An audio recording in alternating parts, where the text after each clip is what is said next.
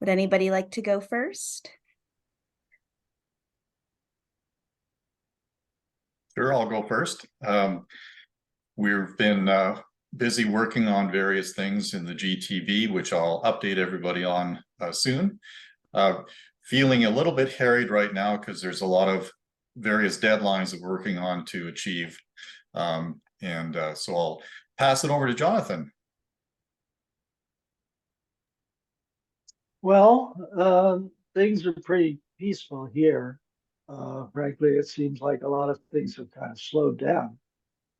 And my main concern at the moment is that we have some interest on the part of people to participate in conversations around the Bioregional Learning Center, but not a coherent team. And, the kind of leadership that we need has a lot more energy and drive and commitment than we have right now. So, although Victoria is a dynamo who works for both of us,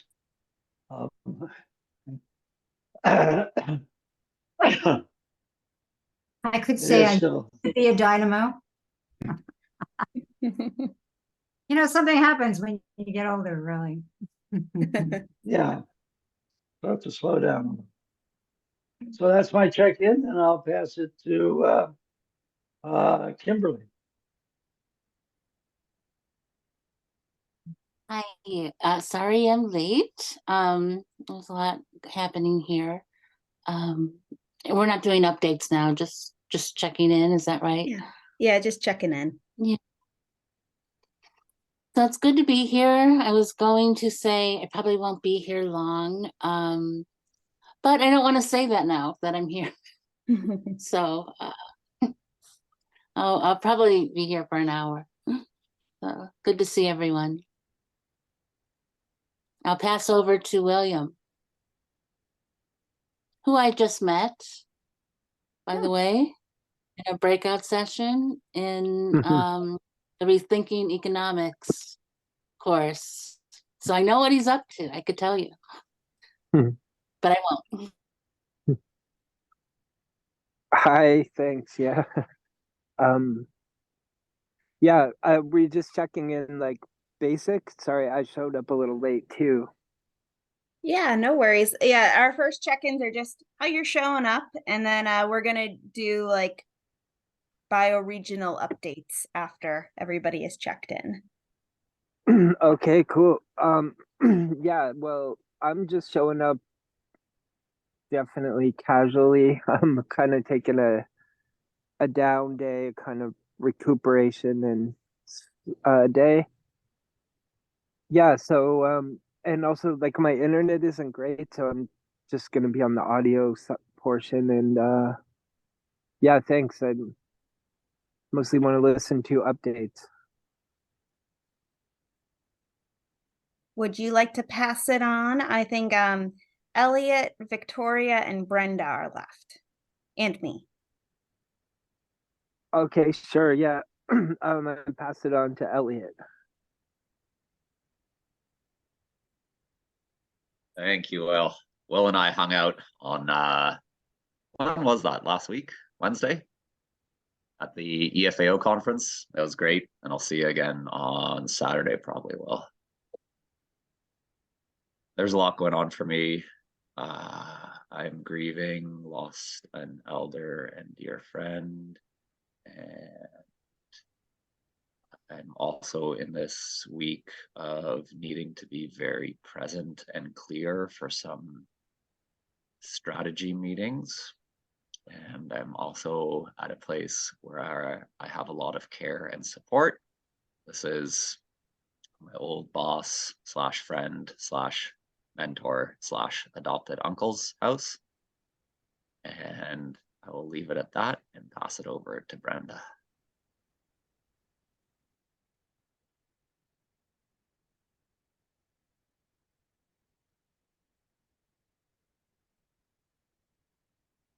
Oh, you muted yourself, Brenda.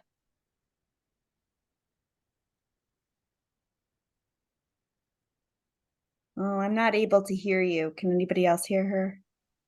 No, no, we can't hear you. No, and now you're muted. It might be something with your sound. If you click on the little arrow next to your the microphone, you should be able to test your speaker, maybe check your audio settings. No, still can't hear you. If that's for me, I'm on. Oh, no, Brenda Brenda? isn't Brenda can't, we can't hear Brenda. Yeah. Well, maybe if you want to try exiting and then returning, maybe that would work, and then we can pass it on to RJ while we wait for you, Brenda.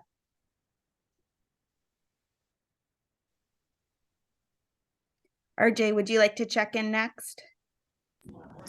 Sure. I probably will be on mute for most of the time because it's fairly noisy here. But I just want to stop by and check in with you guys. Lots been happening. We're in the middle of our planning for the next year already, and public benefit corporations. It's nice weather here for December, and some things happening around bioregional learning here in Appalachian Edge. So stay tuned. Thanks. I'll pass it on to who. Victoria, do you I want to think go I might next? be the last. Mm-hmm. So let's see. I woke up one day this weekend, kind of as a new person living inside of a bioregional context. And it happens every once in a while that I get being a member of a bioregion differently than I had before. And what a gift it is to for the first time in my life, want to go up to Lake Superior and see what is it like up there as part of my bioregion. It just never occurred to me. And it also occurred to me that tourism is one of the first industries that should benefit from bioregionalism, because when people discover it and realize the future of people in their area is going to be bioregional, and if they don't know the first thing about places in their bioregion, all of a sudden it changes the where you might want to go and visit in your lifetime. So, that was exciting for me. Anybody else? Anybody left? I think it's just me, and then hopefully and Chad now. So for me, I've just been really busy with things recently. The holidays, I did a little bit of traveling to go see family down in Florida for a couple weeks. The nice thing about being able to work from home is being able to also travel at the same time. So that was really nice. And things are kind of finally starting to somewhat settle down. And then, I'm sure the holidays are going to get busy again.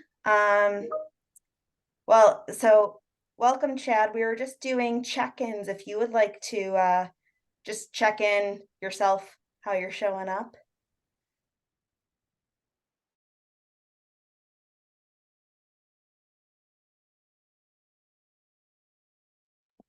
Just showing up, literally. It's good to be here. So let's see. So we're entering the last couple of weeks of the semester where I'm teaching environmental studies course, beginning to look forward to the spring to help, to embark and to get deeper into some other projects, including what we're working on here. Yeah, just coming off the holidays, really.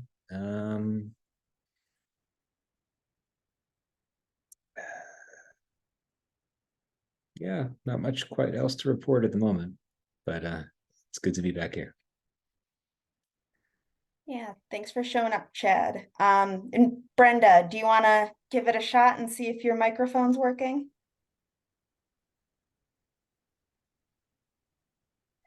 No, still nothing.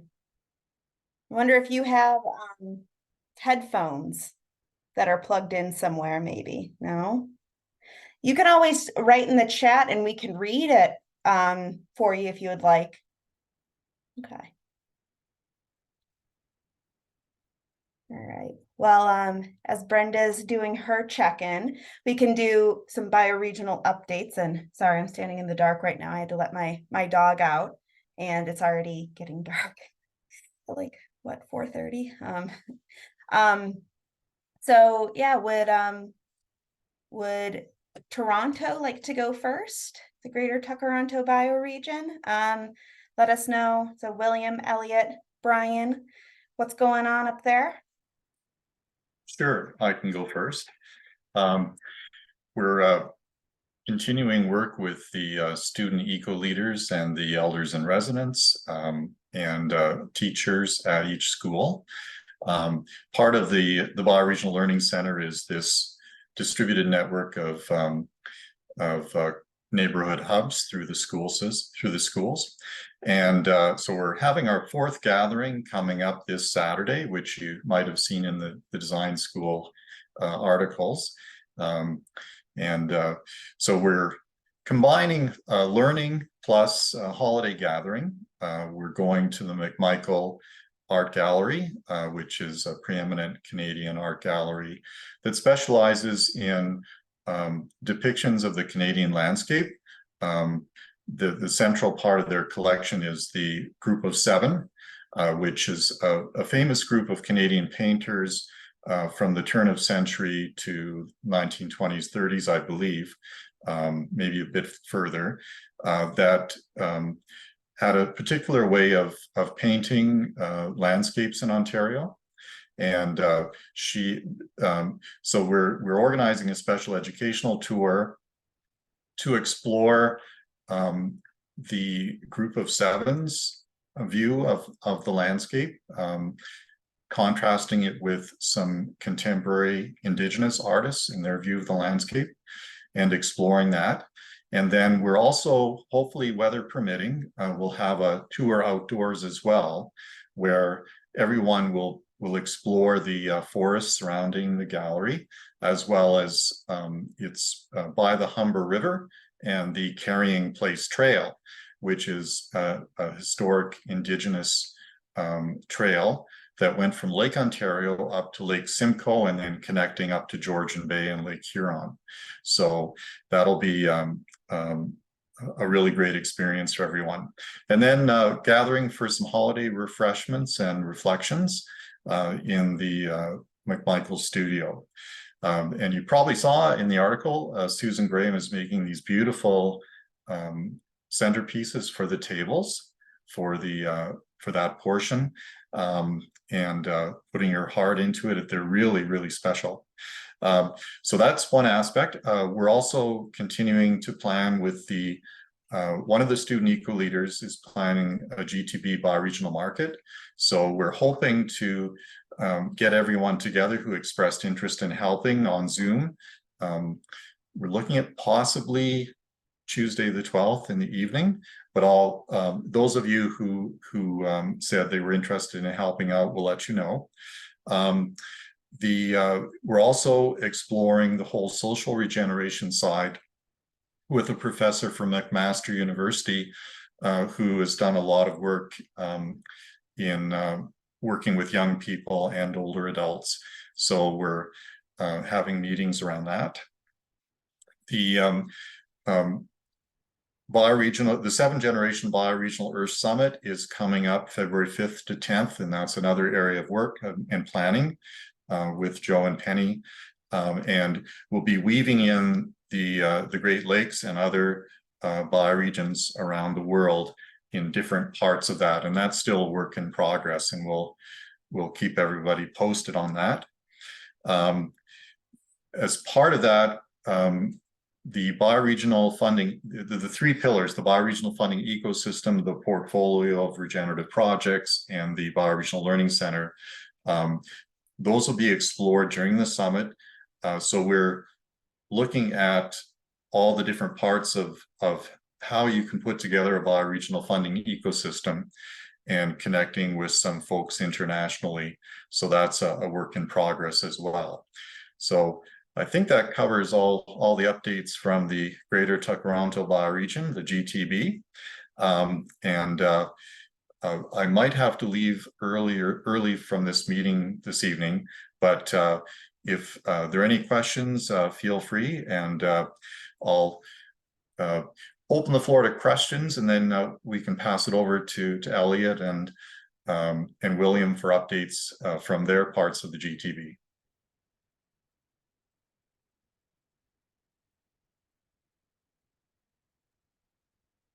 Okay, so Elliot, do you want to give us an update? Sorry, actually, I do have one question. Okay, sure.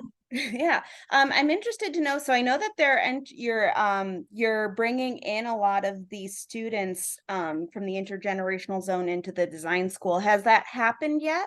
And if so, how are they integrating? How are they kind of taking part in the design school? Yeah, we haven't started that yet.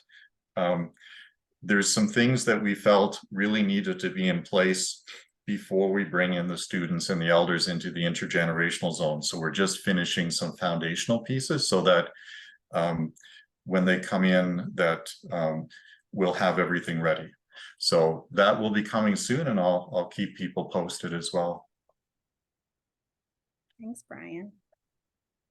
Yeah, Elliot, if you want to go next.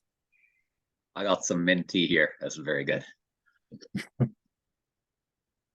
Yeah, so coincidentally, I'm helping out with an event on the same day as the art and community gathering event, but slightly further east.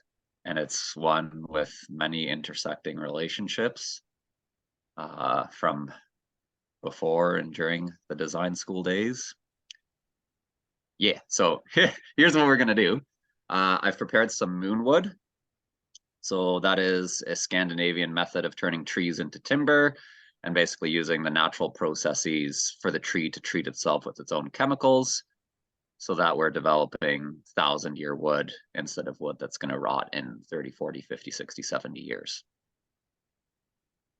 Yeah, this is like hundreds of years old, and I'm sure, I don't know, but I'm sure it's used in other places like Japan as well. So we prepared that wood in March, and Shora is going to be helping out with her workhorse Sunny to haul it out of the bush. And we've got a whole bunch of people coming, and it'll just kind of be whatever people want to do. There's so much else to do there in terms of taking the care of the land. And then what we're also going to do as we wrap up the day is just practice and test this idea of mapping further. So for one watershed, the watershed that Heartwood Farm and Cidery is in, I'm going to print out the topographical maps, the soil maps, et cetera, and then we're going to put those out on some big canvas. I don't know what it is yet, and we're going to connect them in some ways. I don't know if that'll be with alpaca fur or whatever. There's lots of materials there. And then we're also going to draw not a comprehensive, but like the beginning of a relational map, and start to look at, you know, we were seeing Will at the EFAO conference with the, oh, you weren't there. Anyways, for the keynote address, they were talking about watershed regeneration and like grazing pathways that cross property lines. So Val already has relationships with people down the road. Theoretically, if we can get the cows there, they could graze on that land, and they're already getting black currants from them for their cider thing. So to sum it up, we're going to cut down some trees, we're going to build stuff with them, and we're going to map what the watershed looks like. Yeah, that sounds great, Elliot. Could you forward me copies of the maps that you do for their watershed? That would be great to have. And take lots of photos. We can put up an article in the design school when you're all done. I will try, and that is one of my weaknesses, but I will try. Yeah, sure. Yeah, this is all being done at Val's Heartwood Farm and Cidery that hosted our previous student eco leader gathering, and it's just a a wonderful place and a great family. Elliot, could you say more about the 1,000-year wood? I might have mixed some things up. Yeah, so in the spring, when all of the sap and resin and pitch is rising to the top of the tree with a full moon, we girdle the tree. So we take off a strip of bark that basically prevents it from circulating anymore. So now that pitch and resin is slowly going to fill in the pores and vessels of the wood. And that pitch and resin is fungal proof and waterproof and antibacterial, and it makes the wood harder. And wood shrinks when it dries, like when a tree turns into wood, it'll shrink, but because now it's being filled in, it's like the same as epoxy. It's the same as like the wood treating stuff that you can buy at the hardware store, except it's using the physiology of the tree and our interaction as humans to make that happen. So when you say, so the sap and the resins rise, and then you girdle it down here so it can't go back into the roots? Or is that Exactly. the idea? Yeah. And it stays where it is, wherever it is. Yeah, it fills in over those, this will be 9 months that it's just been sitting there. And I'm very curious. I've been thinking about this for like 5-6 years and haven't had the spot to do it at. And now I've got it set up at 3 different places, hardwood being one of them.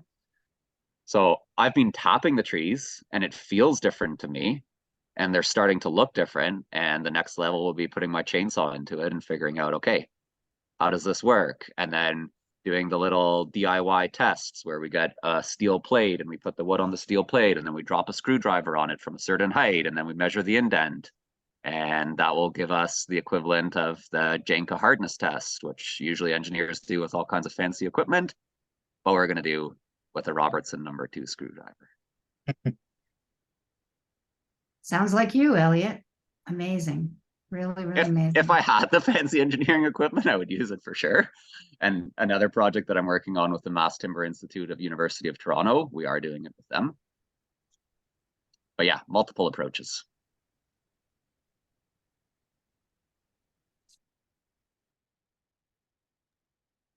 And I just wanted to mention too, for everybody who's on here, that we are going to be releasing Elliot's episode where he tells us his story and background on Thursday this week with Awakening Lands. I can put the Spotify link in the chat so that you guys can all watch out for it.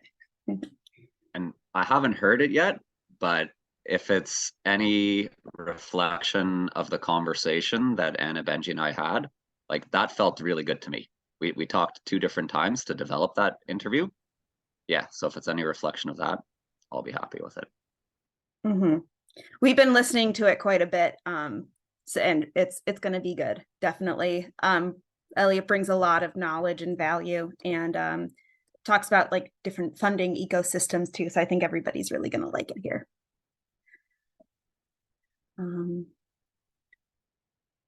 William, would you like to share next?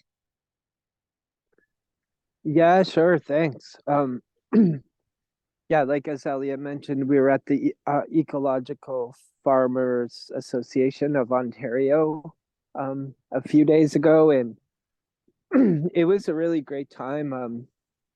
I'm really excited now that my farming season is slowly winding down, and we tried some kind of regenerative farming techniques this season based on the soil food web approach.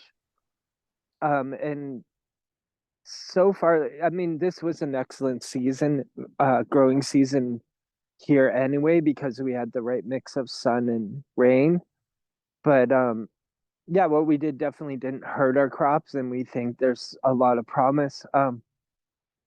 So working in collaboration with a soil scientist who's really great, and we're going to set up some more like research projects and demonstration projects so that we can learn and also share our like learning with other people, and that's also through the EFAO. And yeah, it's been really cool getting on here more often, and like even to learn to connect more with Brian and Elliot, which is like through the design school, even though we're kind of close here. It's really good. I guess the thing that I was talking about with Abel today, Abel also joined design school, and he's connected with Heartwood and Common Ground as well. And he was saying something to the effect of like, we're all, something like he said, we're fighting in different directions for the same thing. And so he's feeling like a little bit of the fragmentations of the group, but I'm really grateful like he joined design school, and maybe for the design school to help weave that together, or at least like start thinking that way. The other one that has come up recently is there's a group meeting here. They're called the Wellington Water Watchers, and they've been sort of mostly fighting against Nestle, who has like drilling permits here into the aquifers and the Hillsburg Sandhills. I knew about mostly, but I think as a print, like I would love to. I'm gonna try to connect that group into the design school as well, and especially I think there might be some. What I'm hoping is there would be some interest from like the kind of like the youth group that Brian was mentioning. And I just think it's important, the sort of main premise to me, the way I see this idea. So they basically did a campaign against Nestle for taking water and bottling it in plastic and profiting.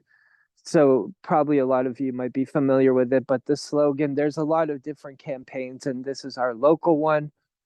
And the kind of slogan is like, water for life, not for profit.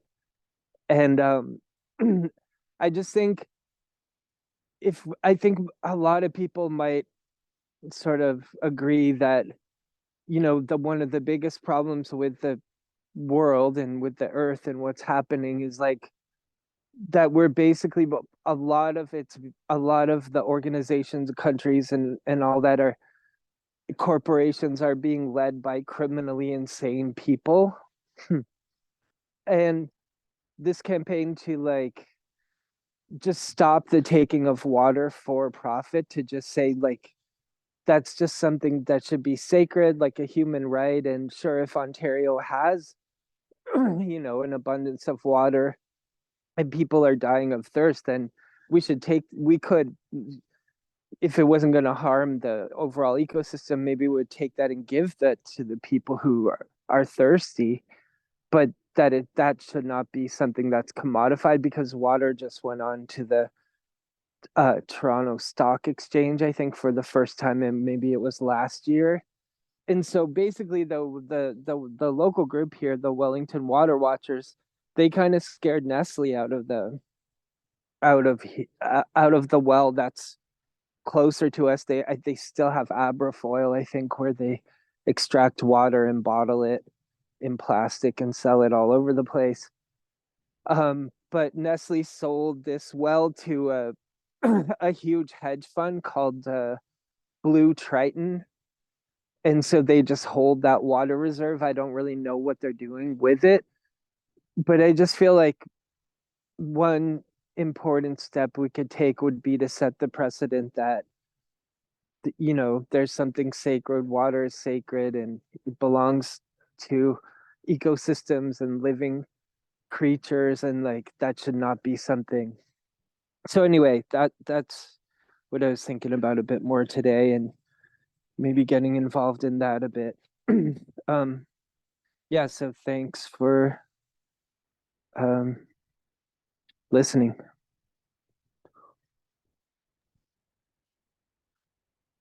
Yeah, thanks, William. Some of the stuff that you were talking about, the Great Lakes Commons no longer exist, but they have some interesting resources on their website that just talk about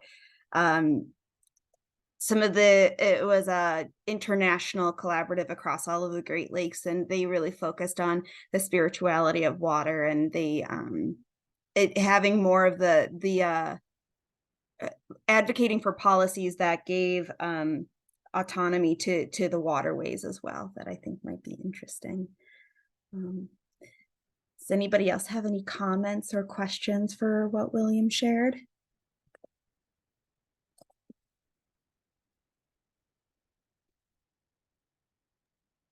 Just really appreciated it. Appreciate it.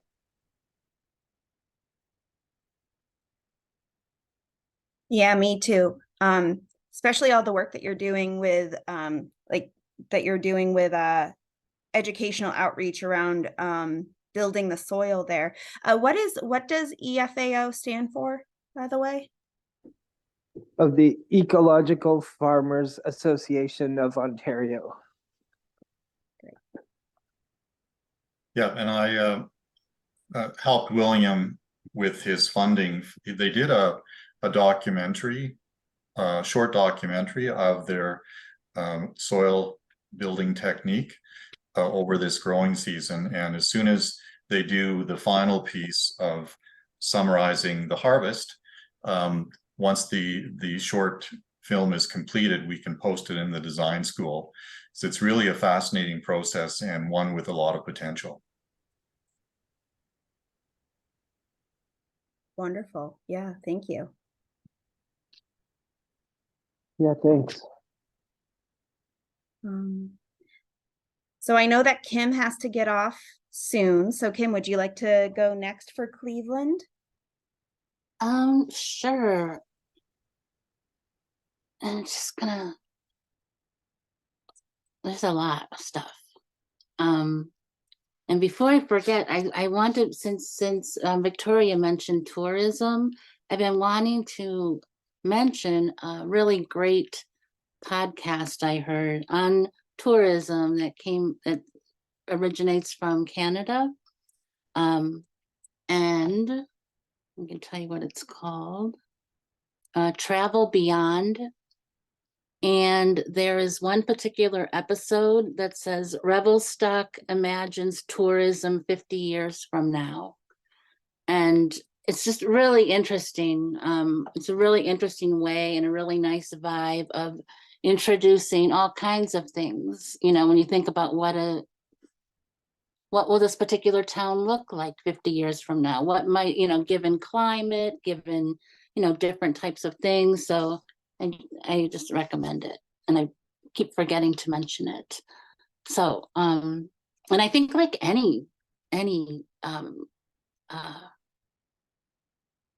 type of tourism group, it'll be a really nice model for different places to begin talking about these things too, in a good way.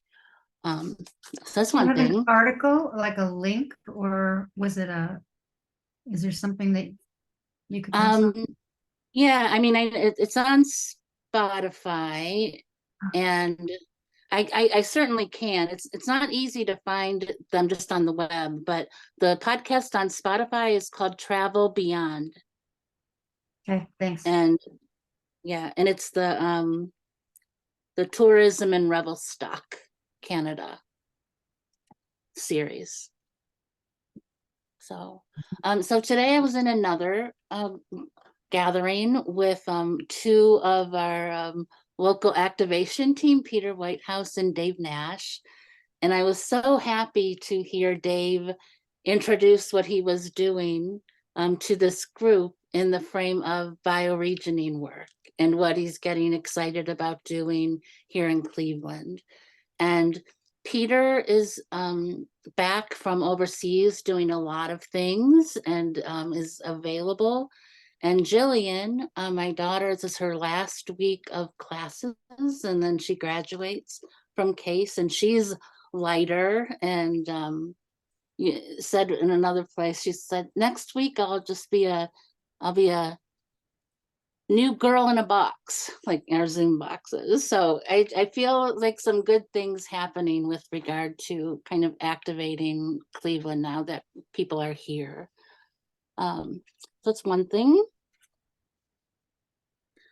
And that seems like perfect timing. Perfect timing. I think the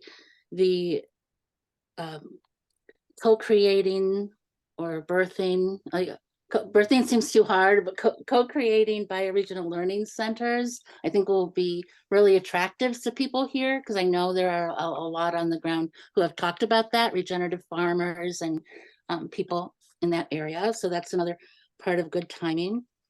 Also, you know, with Dave, with his business background, I've had some conversations with people like in Great Lakes shipping and industry and food supply chain who are also bioregionally mindseted. So there's just something, you know, that seems to be like it's kind of cohering. So I'm excited about that. Was it 2 weeks ago? David here helped organize the Water Docs Film Festival, and I went up to Toronto for that. And it was so good. It was really good. It stayed with Susan and Owen at their farm, and Owen was a panelist on a town hall screening after the movie The Erie Situation, which is about Great Lakes, you know, Great Lakes algae. And my son and I actually attended the world premiere of that at the Cleveland International Film Festival last year. So we, you know, I got to see that again. That was excellent. And there was there's also a show, does anyone know, called Water Brothers? It's mostly in Canada. It's not so, it's so good. We were invited, Susan and I were invited by Chantel to a screening of next year's 2 shows, and we met these brothers. They're doing amazing work. And all of these things, I mention them because all these resources are online too, for the Water Brothers and that documentary series. And it turns out David and I have a mutual friend in Italy that they're collaborating together on some things. David's in our design school. So that may be it. I have like a scribbled list here. I think that's it. And the other thing I'll mention is, so I'm sitting with a particular residence today because one of my daughters last night got in a car accident on this Valley View Bridge in Cleveland. And if you know it, it's very, very high up, and she's fine. And the whole thing was fine. And she hydroplaned like into a wall, and no one else was involved, no other cars. She didn't get cited, but it could have had a really horrible outcome. And it just gives me kind of pause and some grounding as, you know, we move pretty quickly. So I'm a little bit slower today. And I'm going with her. I'll be driving a bit, which is why I'm going to need to leave. So. Yeah, but it's good. It's exciting, isn't it? There's a lot of stuff happening here. And I love being in the economics thing with Victoria and Jonathan and William and Abel and Grace. So.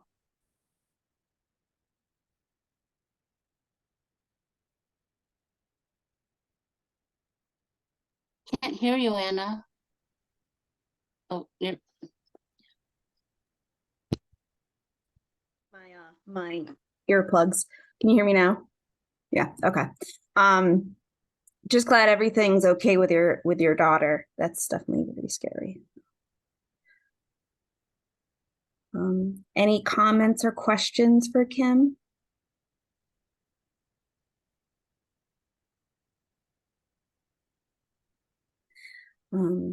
I, for one, am very interested to hear more about what the Cleveland crew is planning for their activation. Sounds like you guys are going to be getting together and doing some strategizing soon, and yeah, eager to hear what Dave's up to too. So yeah, I'd like to loop in some of these business people, right? With Dave, especially, it seems like that's a natural thing to do. So just some of these people, you know. And also Dave's vision was very holistic. you know, because he's had some time and some space. He had a tough year this year. Mhm. So I think we'll see him on Mondays in this place too. This Zoom place. Great, wonderful. Okay. Well, how about Jonathan and Victoria? Would you like to share what's going on in Rochester? Sure, sure. Why don't you, did you want to talk some about what we're doing, Victoria? And we are going tomorrow to a meeting of the Great Lakes Ecoregions Network, which we just found out about. And I'm not even sure. You may know more about. the I just meeting. put a link to an article for the meetings, and today there's one in Buffalo, Hannah. I don't know if you saw that, but the Great Lakes Action Agenda, and I don't know if you have any connections with them, but it was recommended to us to attend, to meet people who are really involved in the Great Lakes. Mhm. And I think the issues that they're going to be discussing are climate resilience, water quality, flooding, and water quality. So there's a meeting tomorrow afternoon in Brockport. So Jonathan and I are planning to go on behalf of the. We've met with the Monroe County conservation environmentalists, and they cover the area with all kinds of updates on legislation that they follow. And they're curious and interested about bioregionalism, very warm and accepting. And Sally Howard, I don't know if anyone has heard of her, but we are definitely going to get closer to she and her husband. And her husband is into mapping, and he works for, I think, RIT, Rochester Institute of Technology. So we'd like to get closer and find out more about, what they're doing, what he's doing. So Elliot would love, once we find out, we may get you two together to see how he can help us in our bioregion. And I'm particularly looking forward to either having Toronto or Cascadia share what kind of instruments, what kind of online tools we can use as we start collecting. We have so many contacts that we're building, but we don't have the database and the map of where people are. And it would be certainly great not to have to reinvent the wheel and find software that can plug these things in. I know Camu or something, I've heard there's a software that they were using in Cascadia to map where physically everyone is. So, Brian, if there's any kind of templates of software, or Elliot, that are being used in the design school, so we don't have to start on something and then transition to other tools, would be really helpful as we keep connecting the dots of who's doing what in this area. So that's one data point of many. And I was very excited to learn last week. Somehow I read an article, someone who'd been working on public, private, and nonprofit P3 initiatives for infrastructure, multi-million-dollar major projects. And there's this group that does consulting for them, and he was bemoaning the fact that these territorial boundaries, these political boundaries, are keeping them from getting anything done on the ecological front. And I emailed him and said, hey, do you know anything about, you want to know about bioregionalism? And we're going to be talking with him this week. And it's to have heavy hitters that are working on these really large projects realize, let's get on board with this and see to what extent we can get the communities that are right now frustrated about how each of them can't do something else because the other neighboring jurisdiction isn't cooperating, that people realize that everyone's got the same issue. Let's get on the same page. There really are some answers. So Those are just two particular points that come to mind. Jonathan? Well, I guess that's pretty much it. We have a call coming up on December 17th. Our now monthly calls on the Bioregional Learning Center. We have a mailing list that's, not really huge, and it's unclear. I think we had 6 or 7 people on the last call. But I have to get another invitation out, and then we'll go from there. But that's about all I have to say about it right now.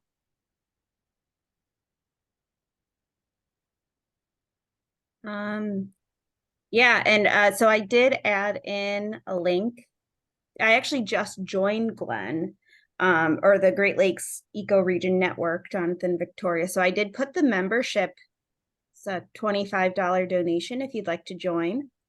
That might be a good thing. I did know about the TIFT meeting today. It was actually going to end right at 4, and I was thinking I would be able to get there, but that's just a little too much time out of my workday. So, but there are several members, and I brought it up to the Western New York Environmental Alliance, which has some people also on Glenn. They were all aware of the person who is running these activities. So I think we're going to be talking a little bit more about it with them. But yeah, I think it's awesome that you guys are getting involved with that. And I'm really eager to also hear what we can do together. And I think that that's an awesome way for us all to kind of get together and maybe bring the Ecoregion Network does want to be more bioregionally minded, but they thought that Ecoregion was a little bit more comprehensible for people.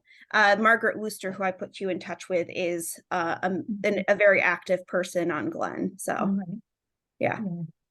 Yeah, we haven't got a call yet. I guess we haven't reached out to make that happen. Should we just reach out to her directly? Mm-hmm. Yeah. Well, maybe we'll see her tomorrow. Oh, yeah.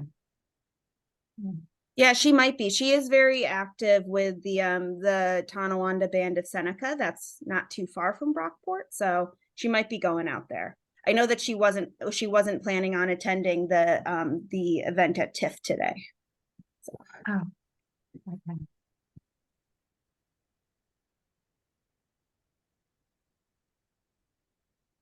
The other thing that I guess we should say is that we've been spending a lot of time at Indigenous events lately because it's been, Indigenous Heritage Month, and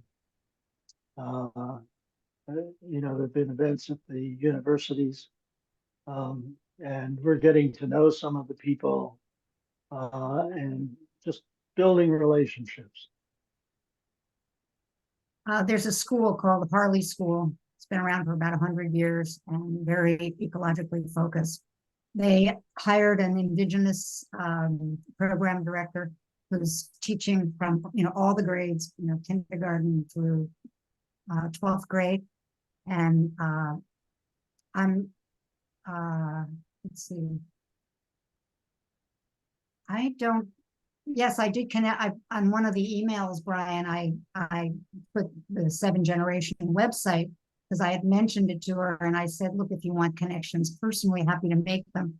I just didn't want to overwhelm her with, because she's looking for content, and she says it's hard to find content on sustainability. And I don't know about we didn't talk about, because she's the Indigenous coordinator. I think she's probably got that handled. But on sustainability and things like that, regeneration. So we will see.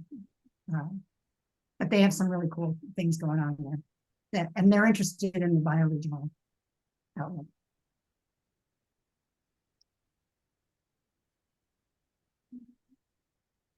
Yeah.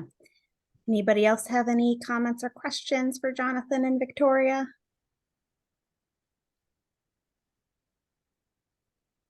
You're muted, Kim. Got some thoughts on that. You want to go first, Kim, and then Elliot? Oh, okay. No, I just want to say, I just really like your bioregional meetings that I watch online sometimes. I just, there's something about them. I just really like them, who's there and what you talk about. It's all RJ. He comes on our meetings too. It's really great. But we are looking for committed partners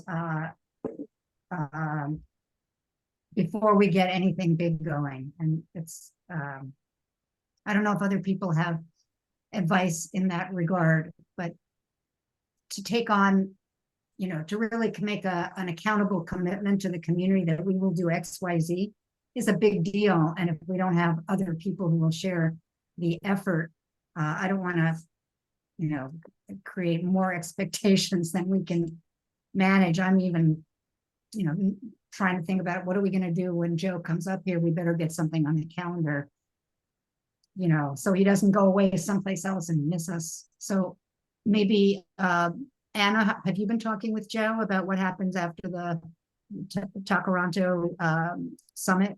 Whether he's going to come to Buffalo, whether we should start planning events? So I don't really think that we're actually going to be able to host much in Buffalo after the Greater Takaranto bioregion, because and that was going to be one of my updates, is we have a big international birding festival that a lot of the people that I'm involved with are also planning, and it's the weekend after Brian when he's in Toronto. So I have brought it up to some people in my area, and it kind of seems like it's like not the best timing, and I would hate to have an event that doesn't really deliver, so especially when there's so many other places that they can travel. So I'd be very you know, interested in supporting Rochester, because I people have mentioned that they would be willing to go to Rochester for an event. Oh, great. Yeah. Elliot, did you have something you wanted to share or ask? Yeah, I think you're talking about informations management systems. Yes. Yeah. I don't know what's happening in the design school regarding that. We use software called Salesforce for the land trust, and today this regional, it's way too long of a name, but it's basically like a person who will be doing regional partnership building in the area for the land trust that I work with. So several other organizations that we've approached to get this funding together for this person have expressed interest in using that same database, which is called Salesforce. Yeah, I we're not going to use myself, Salesforce, but you know, we have a CRM HubSpot. That's probably the least of Yeah. our needs. But go ahead.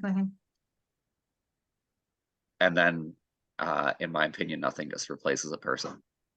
And I think that's one of the intents of those bioregional learning centers, is that's a place for these people to be supported. But even the mapping, you know, like, is there a set of tools? Like, where should we go? Is it on the design center site that these are the mapping tools that we should all be using, or anything like that? Whatever works. Yeah. It is useful to be at least on the same platforms, though. Would you not agree? Mapping, because there's probably many, I think.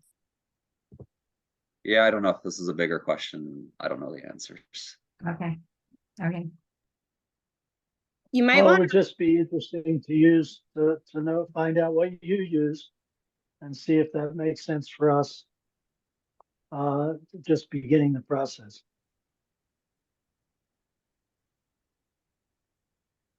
My philosophy is get people together.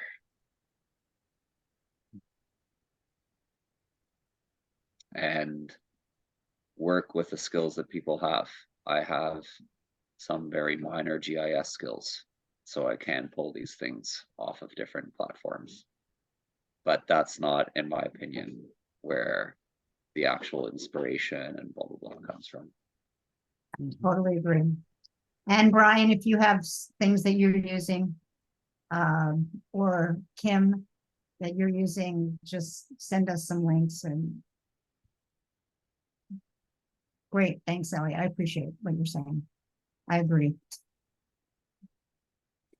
Brandon Letzinger is also the person that handled all of the tech stuff too. So for Regenerate Cascadia.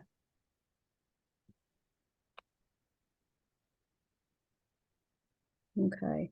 And it looks like maybe Brenda is still working on her tech as well. So soon as she is able to chat, then we'll invite her to share. So then we have Ann Arbor, we have RJ down in Appalachia, and then Buffalo left. So Chad, would you like to share what's going on in Michigan over there? Yeah, I'd be happy to. And then also Brandon has been hitting a bioregional atlas group that's been meeting every couple of weeks.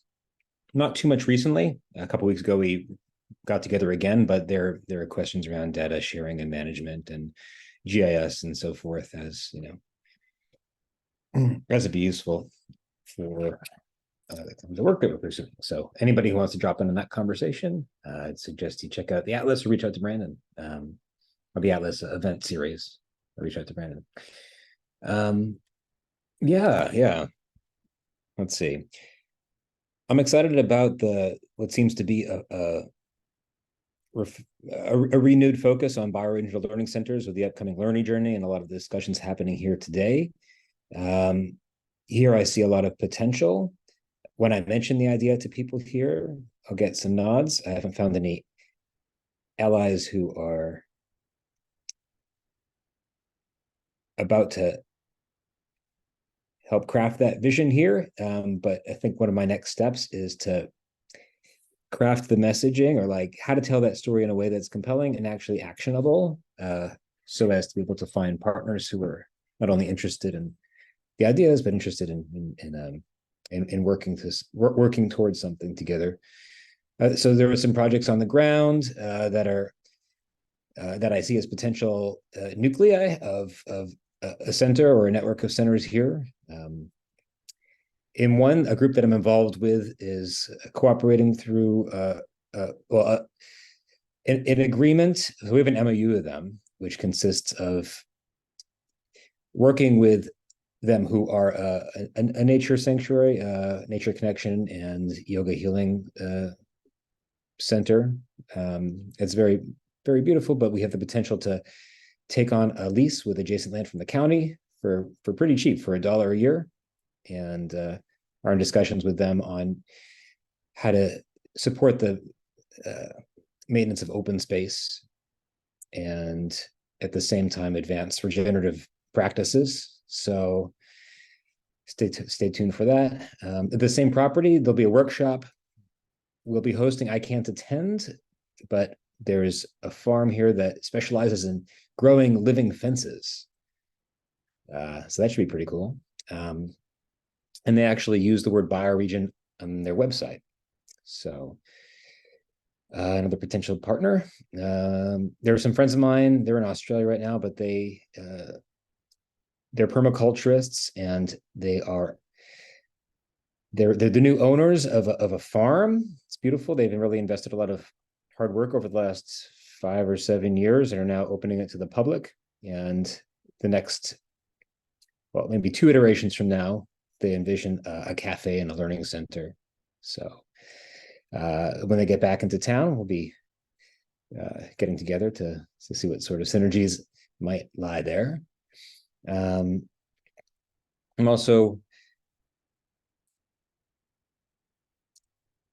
personally interested in maybe writing some papers around bioregionalism.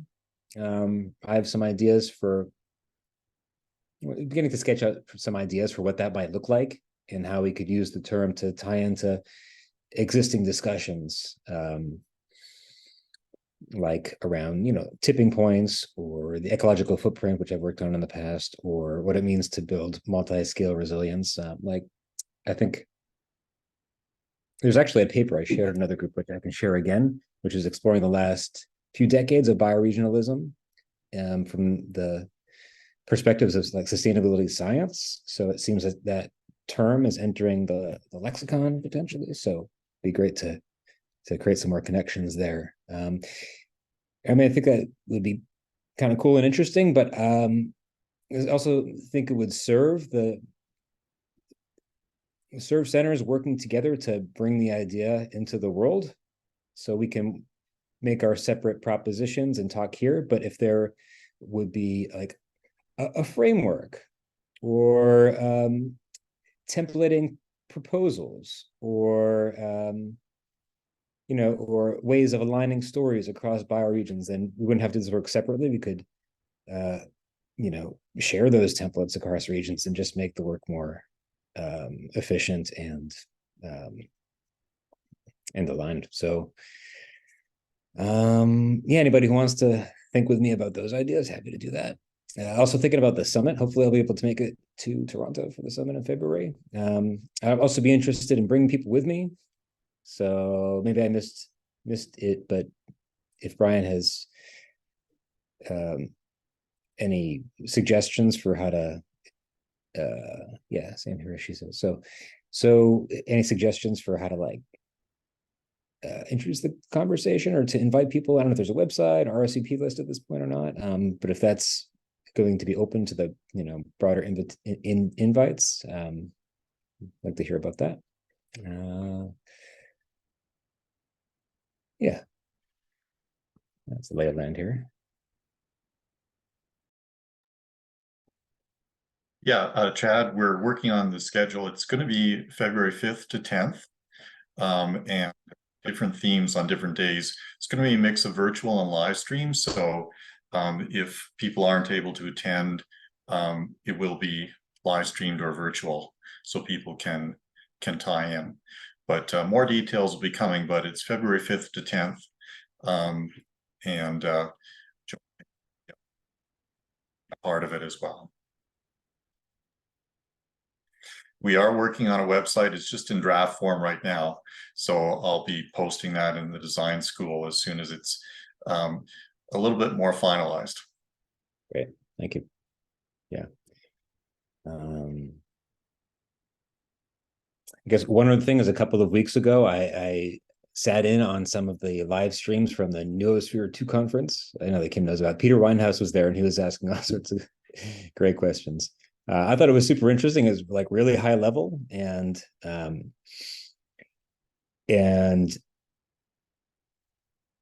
approached the idea from many different angles in terms of, so the Noosphere, people are familiar with that idea as being like a mental extension of the biosphere. Very different kinds of takes, but I thought it was a very sort of provocative discussion. That ties also into effective storytelling. So, like the what would a modern mythology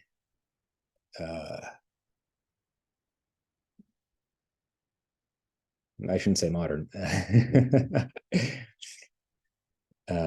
But so in storytelling, what sort of like symbolic or mythological reservoirs and like merged with latest scientific understandings and like consonant with indigenous wisdom, like what would that look like when telling the bioregional story? I think that's another ripe field that I'm excited about. Oh yeah, that's super interesting. Thanks, Chad. I also wanted to mention that Benji and I would definitely be interested in helping you with those templates that you're talking about, and talking about how we can kind of have develop an archive for bioregional stories. Yeah. Cool. Would anybody else like to comment or ask Chad any questions?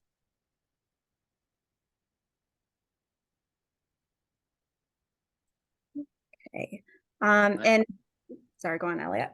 Yeah. What I'm thinking about a lot are these overarching principles. So I know I just said like, oh, it's down to like the individual people and blah, blah, blah, blah, blah. One that we're doing without even talking about it, and we is some of the organizations that I work with, is organizing events together. That's a principle.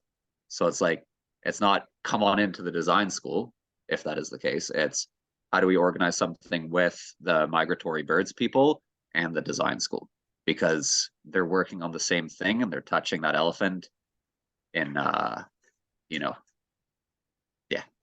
And at the Ecological Farmers Association of Ontario's conference, the keynote address was by Omar and Eric from the Savannah Institute. And here we've talked about, here as in the design school, we've talked about what is that project that I can go and talk to a CEO about for $250 million that they understand in the same way as we're going to build a highway and it's going to open up communities for jobs and blah, blah, blah, blah, blah.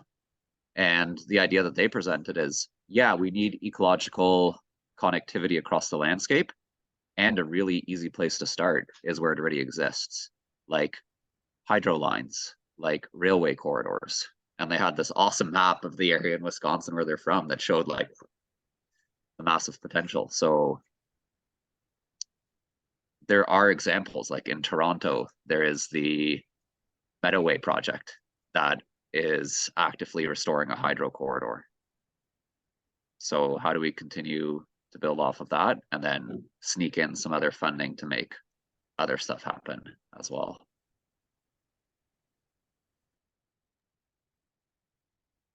And that's bringing up something for me, like organizing with different people, maybe around a subject too, or, you know, screenings of things like that.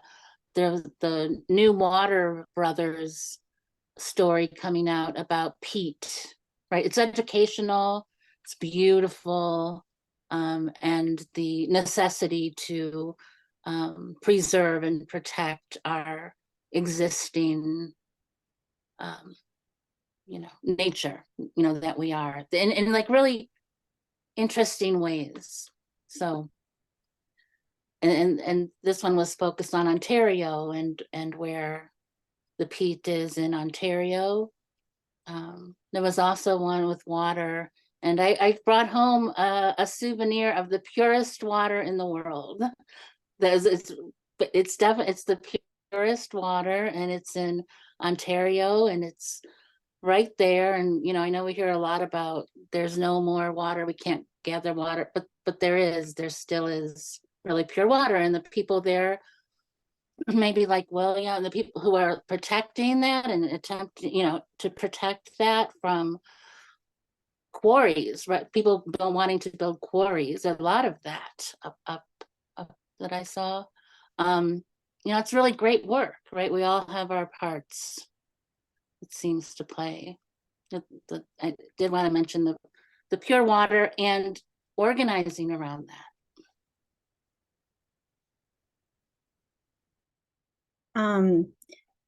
Yeah, and I also wanted to say that I've been working with Chris Casillas from Superior, Arizona, a little bit with some of the collaborations that he has out in the Copper Corridor. And we actually had a really interesting conversation with Diane Bryant, who's in the design school, and she's very interested in network theory. And one of the things that she was saying is, you know, so many times groups want to jump right into collaboration, but there's really like steps that you need to take to get there. And some of those steps are, first, you need to be able to coordinate, then you need to be able to coordinate. Can't remember all the ones in between. There's other C's. Oh, communicate, coordinate, something, and then collaborate. So yeah, that collaboration piece is really key to doing things, and that's a good point, Elliot. I think I'll see if I can bring up any bioregionalism in our it's communicate, coordinate, cooperate, and collaborate, I think. Yes, that's it. It's good. So good. Yeah. Mm-hmm. And Chris has one that starts with connect as an additional C. Mm-hmm.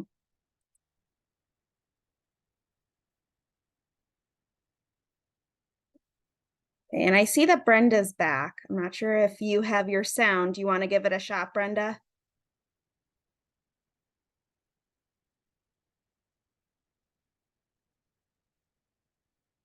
You're still muted.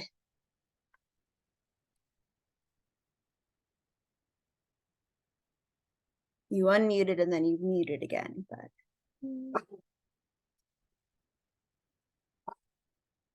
Okay, maybe not. Just because we're running out of time, I want to move on to RJ and see if there's anything that you would like to add. Yes. Very interesting. I think learning so much from each other in our regions, and technically we aren't in the Great Lakes region, but we're to the south of the Finger Lakes, and I certainly see the connections all the time, and also the differences in landscape. And we just had a real perspective opening, which is very interesting. We've always, in this bioregion, we've always been thinking about water. We have such an abundance of water. That leads us a lot to north-south considerations on the terrain and the landscape. As the Delaware flows from New York into the Delaware Bay, the Lehigh flows from the coal regions into the Delaware River. The Schuylkill River flows down to Philadelphia through the coal regions into the Delaware Bay. The Susquehanna is split by the ridge and goes the other direction to the Chesapeake. So all that water flow, but what has really come to the fore is in the terrain, we have this amazing ridge called the Kittatinny Ridge, which is part of the Appalachian Ridge that runs for 800 miles. It's a very, very unique area. And in many ways, it's almost untouched because it's a steep ridge on both sides. And it may not be tremendously high like the Rockies, but it's up to 3,000 feet. And for anyone who's ever walked some of the Appalachian Trail, that's the part of the trail that a lot of people say, oh, this is miserable. There's just rock after rock after rock. It's climbing from rock to rock at the top of the ridge. But as a result of the terrain, it has not been built upon. It has not been destroyed or harmed, even though north of that ridge in the 1800s was the #1 place for extraction of coal and wood and water usage in all of the eastern United States, actually. And we had our collapse there, but it has been coming back. So what I wanted to mention about that is together we've been realizing that here's this 40-mile ridge that is it's right there in the middle of the terrain, southwest to northeast. And we hardly even pay attention to it, even though we see it every day. And as we actually look along that ridge, we have 5 gaps. We have 4 water gaps and a wind gap. And that brings us to the glaciation, which affected that ridge, but basically went on both sides of the ridge. It's called the Wisconsinian Glacier that was 12 to 15,000 years ago. And that gives us an extremely interesting and very varied terrain. So from the west, we have Hawk Mountain, where the hawks, the raptors fly through. Just before that, we have a shallow water gap, which is the Schuylkill. Then moving toward the east, we have the Lehigh Gap, which I'll get back to, and then we have the Wind Gap, and finally we have the Delaware Water Gap, which is kind of a famous gap. On the Lehigh Gap, something that I didn't even know, a good friend of mine worked on the horrible zinc pollution in that Lehigh Gap from the zinc mines that were just north of the mountain, and it had totally denuded that part of the mountain. Nothing grew on it. And what I had just found out within the last week or two is she and several women who are just north of that area are the ones who revegetated that whole mountainside over the course of 15 years, which has allowed the trees to come back after they had removed the surface zinc pollution, which which had killed everything and just made it a bare ridge. So right there also, because it's the only Superfund site that has been turned into a nature center, is the Lehigh Gap Nature Center. And we have very good connections there. That's really right in the middle of our bioregion. And they're doing wonderful work, but we have not connected well enough between the other sites of learning.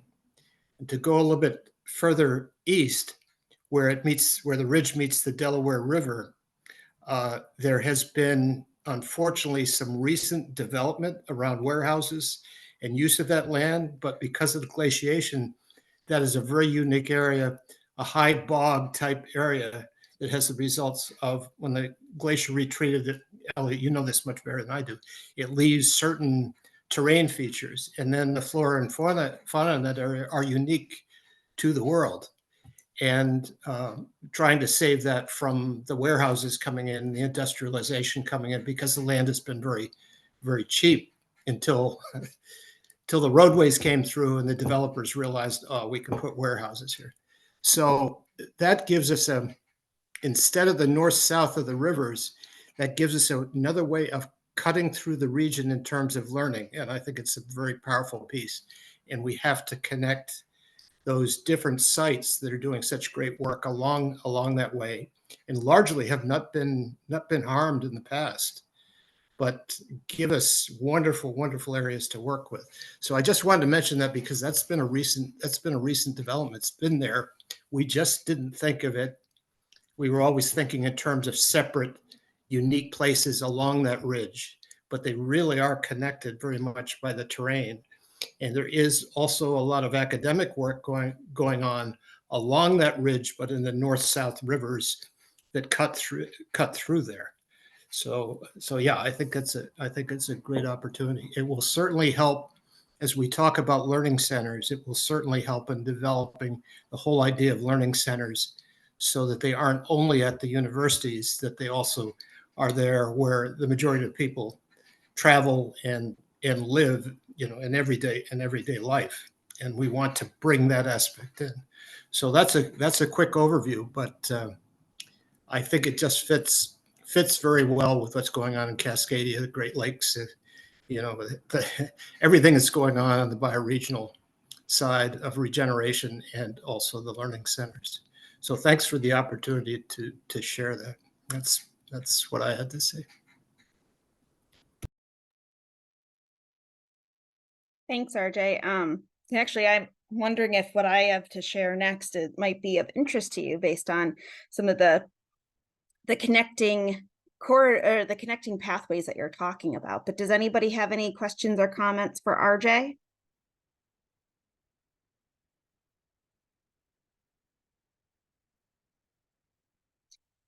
All right. So I'm just going to give a brief update for what's going on in Buffalo. So I recently became a board member of the Western New York Environmental Alliance, and that is an alliance of different environmental organizations across Western New York. And one of the things that they're working on, so they have decades of focus in certain areas to try to get membership organizations kind of on the same theme where they're developing their projects. And we're in the decade of biodiversity right now.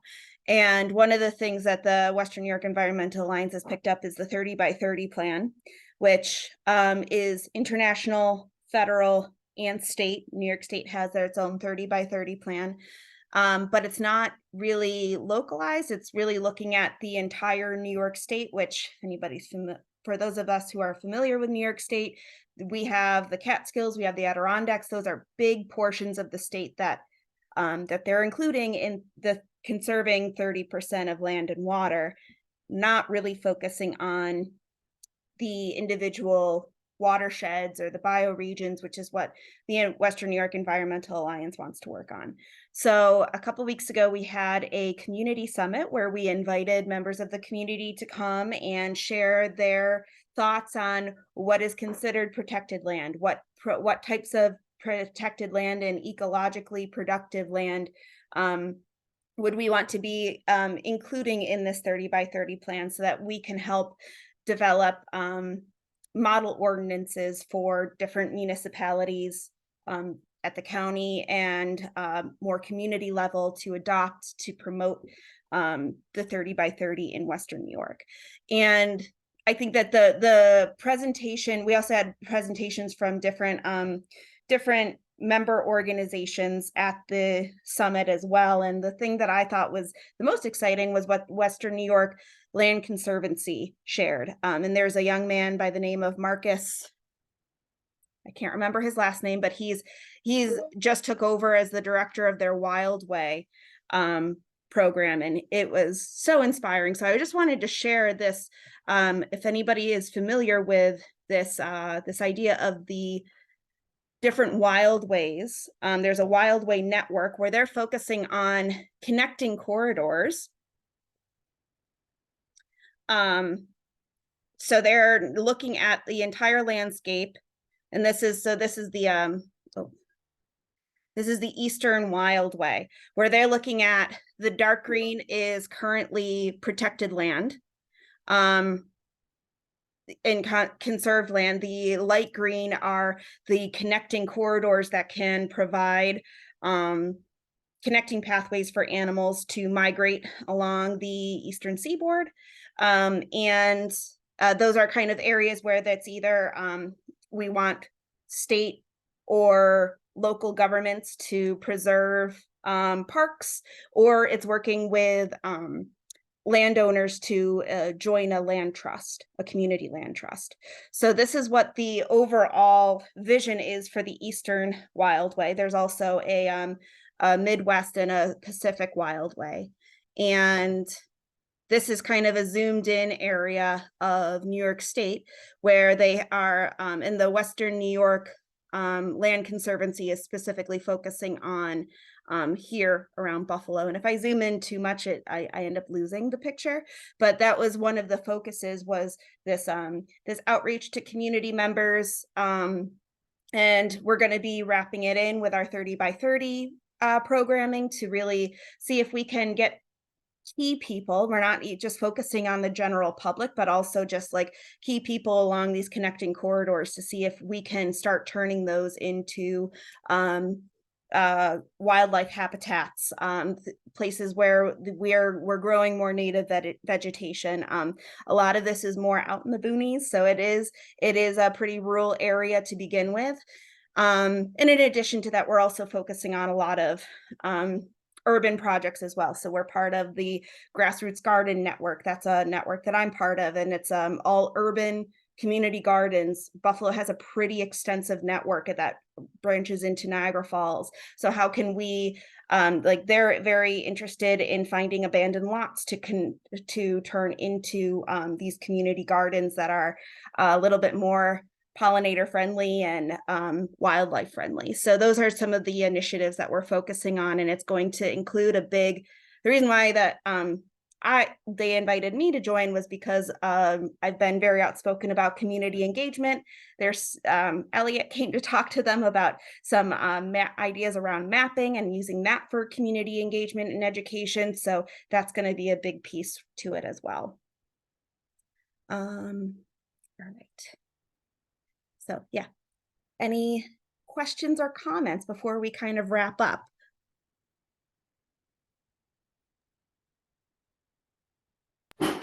Just That's thank you really for that, amazing. Anna. That's Thank you. excellent. Good to know. And I'll put some of these in the chat too.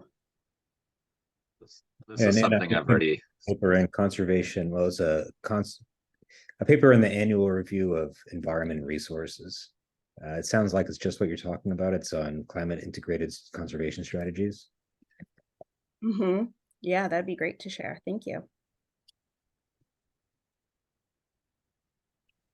This is something I've already said to you in an email. This is cool. It's good to get excited and inspired by this stuff. And similar to what Abel was saying, if I'm interpreting your words right, Will, is there are many other maps out there that show areas like the Niagara Escarpment, which isn't on that map, yet it is a ribbon of wilderness forever. Hmm.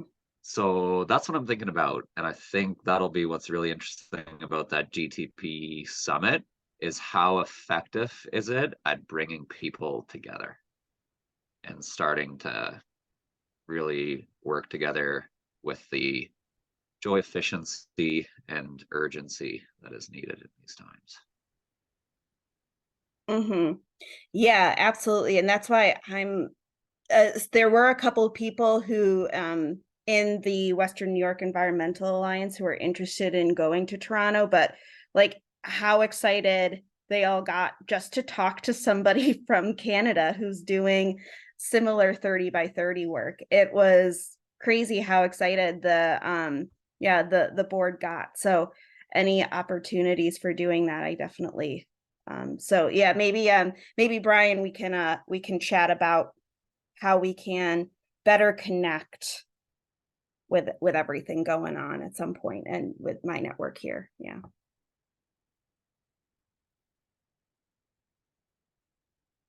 All right. Well, Good job as always, Anna. thank you. Yeah, Thank I you. want to honor that it is 5:30. If you need to hop off, no worries. Otherwise, we can do a quick checkout. If anybody would like to go first. I'll just offer one word, inspiring. You want to pass it on to the next person? Chad?